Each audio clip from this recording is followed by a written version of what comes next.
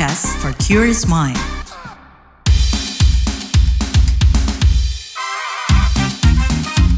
What's Trending KBR Pagi, siaran pagi radio paling update.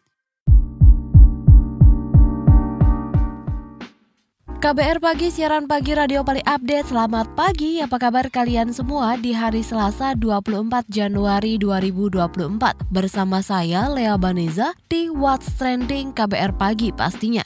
Daya upaya masyarakat kawal pemilu, itu yang bakal kita obrolin pagi ini. Hari H pemilihan umum 14 Februari 2024 tinggal menghitung hari. Gerakan demi gerakan mengawasi jalannya pemilu 2024 terus menguat. Sebut saja puluhan pelajar dan mahasiswa se-Kabupaten Kapuas Hulu yang antusias mengikuti acara penguatan peran pengawasan dari kalangan milenial terkait penyelenggaraan pemilu 2024. Lalu ada juga Gerakan Nurani Bangsa yang terdiri dari berbagai tokoh bangsa. Mereka turut mendorong pengawasan dan memastikan pemilu dan Pilpres 2024 berjalan aman, damai, jujur, dan adil. Nah, kalau Badan Pengawas Pemilihan Umum Bawaslu sendiri menyarankan masyarakat aktif melapor kasus ke pengawas pemilu yang ada di tingkatan dan wilayah kerja paling dekat. Atau masyarakat bisa mendownload aplikasi GoWaslu untuk melaporkan pelanggaran pemilu. Katanya nih, laporan yang masuk akan diteliti sesuai peraturan Badan Pengawas Pemilihan Umum per Bawaslu demi melihat apakah syarat formal dan material laporan sudah terpenuhi atau belum. Nah, kita mau bahas soal menjamurnya gerakan pengawasan pemilu di masyarakat usai komen netizen plus 62 berikut ini.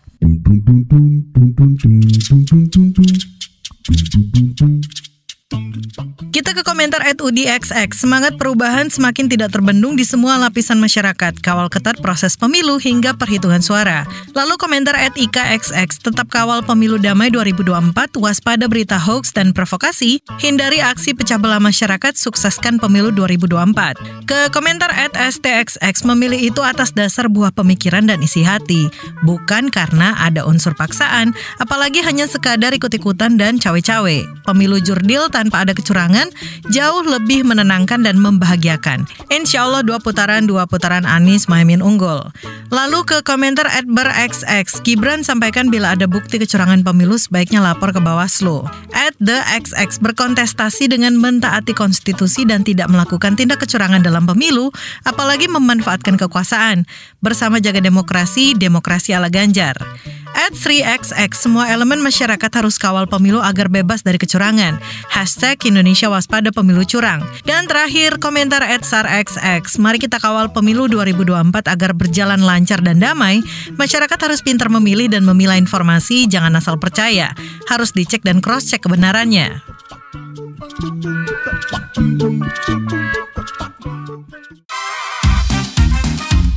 What's Trending KBR Pagi, siaran pagi radio paling update. Masih bahas daya upaya masyarakat sipil kawal pemilu. Komisioner Badan Pengawas Pemilu Bawaslu RI, Loli Suhenti, mengapresiasi gerakan kawal pemilu di kalangan masyarakat tersebut yang dapat membantu Bawaslu guna memantau proses pemilu 2024 sehingga pemilu yang jujur dan berkeadilan dapat dicapai. Lebih lengkap berikut pernyataannya kepada KBR. Kalau Bawaslu melihatnya bahwa satu, kalau gerakan masyarakat sipil semakin kuat, itu maknanya pengawasan partisipatif, kesadaran orang memaknai pemilu ini milik seluruh warga negara, ini mengalami peningkatan. Nah, salah satu yang menjadi tugas yang ada di Bawaslu, salah satunya kan mendorong meningkatnya pengawasan partisipatif. Berarti dalam konteks ini dia sejalan. Yang kedua, ketika gerakan ini muncul, bisa jadi lalu ada krisis kepercayaan terhadap penyelenggara pemilu, salah satunya adalah Bawaslu. Kami tidak menutup mata soal itu, karena tentu yang menilai kinerja Bawaslu adalah publik. Tetapi yang perlu Bawaslu sampaikan adalah pengawasan yang dilakukan oleh teman-teman masyarakat sipil itu nanti tentu akan ada muara titik temunya dengan Bawaslu, mengingat proses penegakan keadilan pemilunya melalui sidang pelanggaran administrasi, melalui proses adjudikasi untuk penyelesaian sengketa misalnya, itu kan muaranya tetap ada di Bawaslu. Sehingga dalam konteks ini dia tidak dalam posisi berhadap-hadapan, justru untuk saling menguatkan. Karena kan ya itu, mereka ada di ranah pengawasan bersama-sama, nanti proses penyelesaiannya tentu salah satu yang bisa ditempuh adalah Bawaslu dalam konteks penegakan hukum pemilunya, begitu. Selain DKPP ya, kalau misalnya ada pelanggaran etik dan lain-lain. Komitmen dari Bawaslu tentu berjalan sesuai dengan mandat undang-undang ya, bahwa seluruh proses persiapan sampai pelaksanaan tahapan hingga nanti penetapan hasil terpilih, Bawaslu wajib melakukan kerja-kerja pengawasan untuk mencegah terjadinya pelanggaran, untuk menindak kalau pelanggarannya sudah terjadi. Nah, soal komitmen itu tidak perlu ada keraguan karena kami disumpah. Nah, yang kedua, dalam proses yang berjalan, memang Bawaslu ini kan harus dipahami oleh publik bahwa Undang-Undang 7 2017-nya tidak berubah, kecuali dengan adanya Perpu yang kemudian mengubahnya menjadi undang-undang di 2023 yang lalu ya. Nah, dalam konteks ini undang-undang yang tidak berubah membuat orang semakin tahu, seluruh publik tahu mana saja celah-celah yang belum diatur dalam normanya. Sehingga ini mempengaruhi bagaimana cara Bawaslu bekerja. Ada misalnya perkara yang dipandang oleh kacamata publik harusnya bisa ditindak oleh Bawaslu.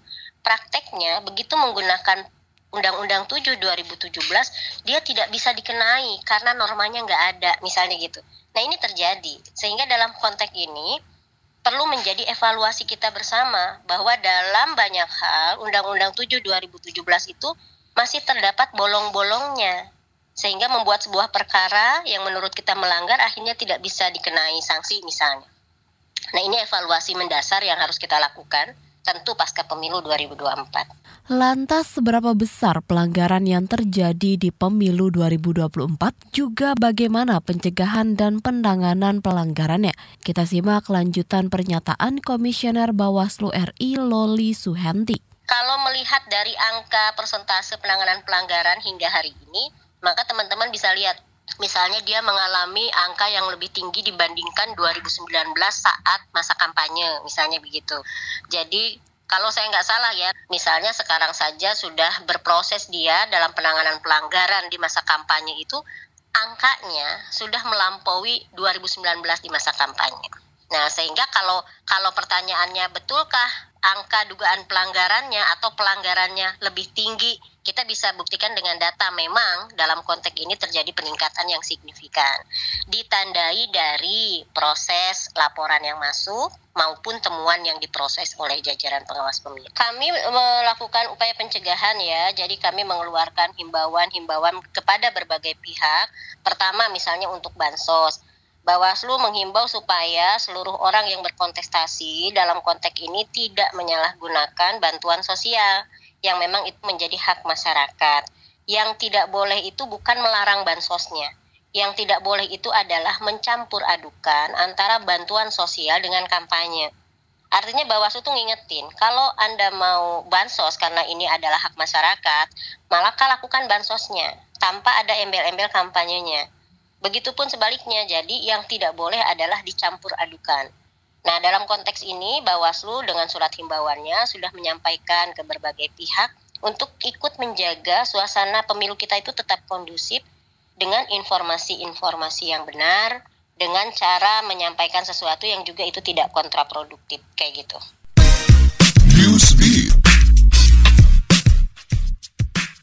Presiden Filipina, Ferdinand Marcos Jr. dihujani kritikan dan kecaman usai menonton konser band asal Inggris Coldplay di Manila. Pasalnya, Marcos Jr. datang ke konser Chris Martin CS menggunakan helikopter. Alasannya sih untuk menghindari macet. Tayal, kritikan pun muncul ketika momen helikopter kepresidenan terlihat mendarat di lapangan dekat konser Coldplay. Lantaran, dia menggunakan fasilitas negara untuk keperluan hiburan pribadi. Warga Filipina juga mengecam alasan menghindari kemacetan dan mengatakan kalau seluruh rakyatnya juga frustasi dengan kemacetan ibu kota. Akibat konflik berkepanjangan antara Hamas Palestina dan Israel, hewan-hewan yang ada di Rafah Zoo terancam kelaparan lantaran kesediaan pangan bagi hewan-hewan semakin berkurang.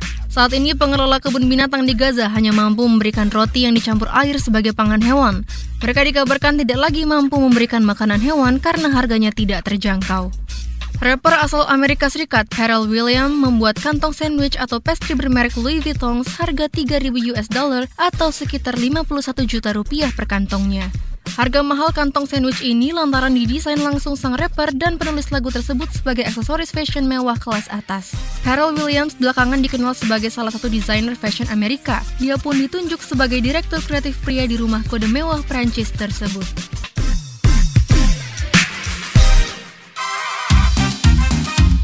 What's Trending KBR Pagi, siaran pagi radio paling update. Salah satu gerakan mengawas pemilu datang dari belasan organisasi masyarakat sipil lewat aplikasi Jaga Suara 2024. Nah, Lea mau ngobrol bareng salah satu inisiatornya, Direktur Eksekutif NetGrid sekaligus Eks-Komisioner Komisi Pemilihan Umum KPU, Hadar Nafis Gumai. Pak, pertama mungkin boleh dijelaskan ya, seperti apa sih aplikasi Jaga Suara 2024?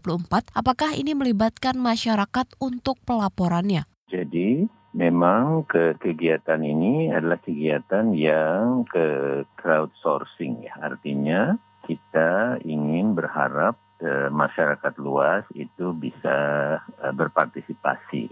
Jadi aplikasi ini itu bisa di-download begitu Google Play Store, dan kemudian masyarakat nanti pada saat hari pemungutan suara, khususnya setelah penghitungan suara selesai, itu bisa memfoto menggunakan aplikasi ini ya yang terpasang di HP-nya, kemudian memeriksa hasilnya dan kemudian mengirimkan ke server Jaga Suara, dan juga silakan kalau mereka punya akun-akun medsos juga untuk diposting atau disebarluaskan. Jadi kira-kira begitu sebetulnya prosesnya. Oke, lalu potensi kecurangan pemilu yang mesti dikawal apa nih Pak? Baiknya saat kampanye ini dan saat mungkin pemilihan nanti gitu ya?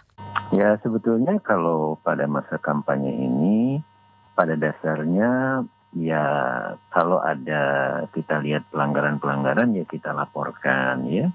Nah tapi memang tidak banyak juga yang paham betul persisnya apa yang dimaksud dengan pelanggaran-pelanggaran. Sebenarnya sederhana saja, kalau misalnya pemasangan alat peraga itu kan tidak boleh dipasang di tempat yang sembarangan, misalnya di pohon gitu ya, itu nggak boleh. Kemudian juga di fasilitas-fasilitas publik seperti tiang listrik, tiang jalan, halte, kendaraan umum, jalan-jalan protokoler itu tidak boleh ya. Kemudian juga di dalam berkampanye kan orang tidak boleh kemudian memfitnah, kemudian juga mempersoalkan, memasalahkan yang halnya bersifat sara atau agama begitu ya, golongan yang memang itu bisa menimbulkan kebangkitan yang kemudian bisa menjadi satu ketegangan gitu ya. Kemudian sudah barang tentu penggunaan fasilitas yang terkait dengan jabatannya gitu. Kemudian juga pejabat-pejabat yang kemudian memanfaatkan jabatannya untuk kemudian menekan atau mengajak pihak memilih calon tertentu atau tidak memilih calon tertentu begitu kan. Itu kan ada larangan-larangannya. Tidak semua orang bisa melakukan kampanye seperti itu gitu. Kemudian persoalan dana kampanye. Jadi sebenarnya cukup banyak ya. Hanya saja memang prosedur pelaporan ini itu ya haruslah ke Bawaslu ya di berbagai tingkatan itu. Oke, tapi menurut Bapak sendiri seberapa penting sih pengawasan dan partisipasi masyarakat gitu dalam mengawasi pemilu? Apa pengaruhnya buat kita? Sangat penting. Karena apa? Karena pemilu itu kan sebetulnya satu proses di mana kita bisa menentukan siapa yang menjadi pemimpin, siapa yang menjadi wakil rakyat dengan menggunakan suara kita, menggunakan hak kita. Nah, hasilnya itu nanti adalah orang-orang yang menduduki posisi yang sangat menentukan untuk pemerintahan kita, perjalanan negara ini di periode 5 tahun ke depannya gitu. Nah, itu kan tidak bisa kita, seharusnya kita tidak pilih orang-orang yang bermasalah, orang-orang yang menurut kita tidak mampu gitu ya.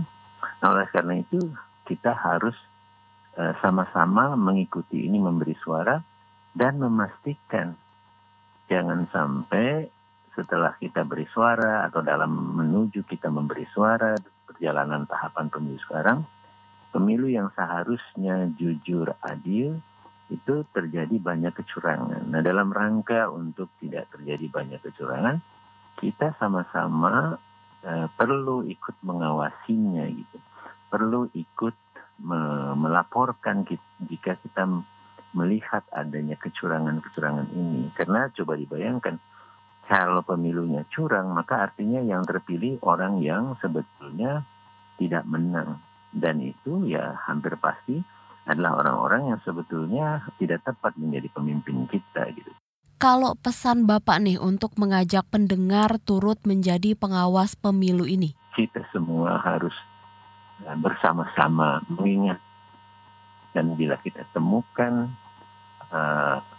kejadian tersebut itu, mari kita laporkan begitu, sehingga dengan cara mengingatkan pun itu kita bisa mengingatkan, menyadarkan semua pihak, jangan dong lakukan kecurangan tersebut, jangan dong lakukan pelanggaran, bekerjalah secara sesuai dengan peraturan yang ada, tegakkan integritasnya gitu. Terima kasih, itu tadi Direktur Eksekutif Netgrid Hadar Nafis Gumai.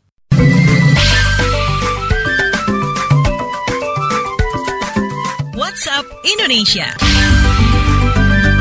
WhatsApp Indonesia kita mulai dari Karawang, Jawa Barat. Polda Jawa Barat menyebut ada 43 korban dugaan kasus keracunan gas bocor di PT Pindo Deli 2 di Karawang. Kabid Humas Polda Jabar, Kombes Pol Ibrahim Tompo mengatakan 9 di antara korban adalah anak-anak. Ibrahim mengatakan saat ini korban-korban tengah dirawat di Rumah Sakit Rosella. Meski data dari Polda Jabar ada 43 orang, Badan Penanggulangan Bencana Daerah BPBD Provinsi Jawa Barat mencatat korban keseluruhan akibat keracunan mencapai 123 orang. Saat ini BPBD dan aparat terkait tengah melakukan asesmen ke lokasi kejadian, di mana warga setempat dievakuasi ke tempat yang lebih aman, lalu kepolisian melanjutkan pemeriksaan terkait kasus tersebut. Selanjutnya ke Salatiga, Jawa Timur. Saat kunjungan kerjasama Menteri Kesehatan Budi Gunadi Sadikin ke RSUD Kota Salatiga, Presiden Joko Widodo menyorot antrian pasien Kartu Indonesia Sehat KIS dan Badan Penyelenggara Jaminan Sosial BPJS Kesehatan. Menurut Jokowi, antrian pasien KIS dan BPJS sangat berdesakan dan fasilitasnya tidak memadai. Melihat persoalan ini, Jokowi berjanji bakal mengatasi persoalan antrian yang lama dan berdesakan tersebut. Tak hanya soal antrean, Jokowi turut mengecek apakah ada pungutan-pungutan liar pada pasien di rumah sakit. Jokowi mengeklaim tidak ada pungutan liar di sana. Terakhir, mampir ke Kalimantan Barat. Kementerian Pekerjaan Umum dan Perumahan Rakyat (PUPR) tengah menyusun perencanaan proyek pembangunan jalan tol Pontianak Pelabuhan Kijing panjang 90 km. Sekretaris Jenderal Sekjen Kementerian PUPR Zainal Fatah mengatakan pihaknya tengah menjalankan studi kelayakan atau feasibility study (FS) dan analisis dampak lingkungan AMDAL dari pembangunan jalan tol tersebut. Lantaran masih dalam proses perencanaan, Zainal belum bisa memastikan kapan proyek pembangunan akan dimulai. Demikian WhatsApp Indonesia hari ini.